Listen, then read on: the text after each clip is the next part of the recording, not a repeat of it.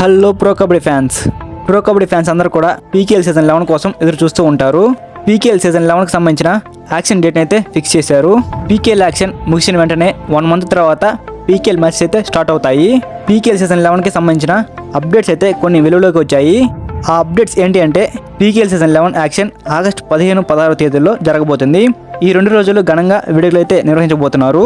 ఈ విషయాన్ని మసాలా స్పోర్ట్స్ వారు జూలై 26న అఫీషియల్ అనౌన్స్మెంట్ అయితే ఇచ్చారు. అండ్ ఈ పీకేఎల్ యాక్షన్ వచ్చేసి ముంబైలో జరగబోతుంది.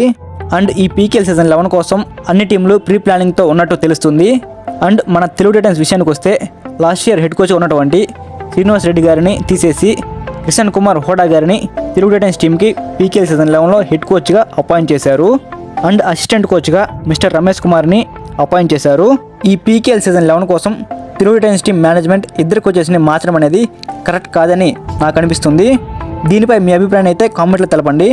మరొక ఇంట్రెస్టింగ్ విషయం ఏమిటంటే తెలుగు టైటన్స్ టీంలోకి మణీందర్ సింగ్ వస్తాడని, బెంగాల్ వారియర్స్ టీంలోకి పవన్ కుమార్ శరవత్ వెళ్తాడని న్యూస్ అయితే సోషల్ మీడియాలో వైరల్ అవుతుంది. ఇదైతే 100% ఫేక్ న్యూస్ అనమాట. మీరు అలాంటి ఫేక్ న్యూస్ నమ్మొద్దు. మన ఛానల్లో మనం జెన్యున్గా పీకేఎల్ అప్డేట్స్ అనేవి అందిస్తూ ఉంటాము. పీకేఎల్ అప్డేట్స్ మీరు డైలీ మిస్ కాకుండా తెలుసుకోవాలంటే మన ఛానల్ని సబ్స్క్రైబ్ చేసుకోండి. అండ్ ఈ వీడియో కనుక మీకు నచ్చినట్లయితే ఒక లైక్ చేయండి. అండ్ ప్రో కబడ్డీలో మీ యొక్క ఫేవరెట్ ప్లేయర్ ఎవరో కామెంట్ చేయండి. సో ఇదిగా టుడే వీడియో అయితే thank you for watching my video. Have a nice day guys.